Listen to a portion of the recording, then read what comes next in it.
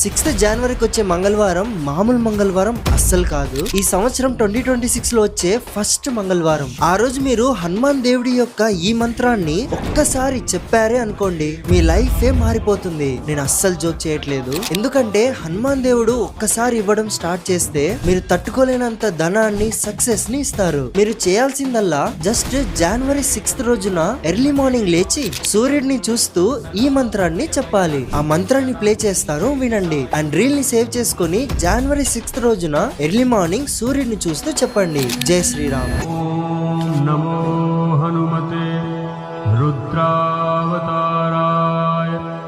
సర్వశత్రు సంహార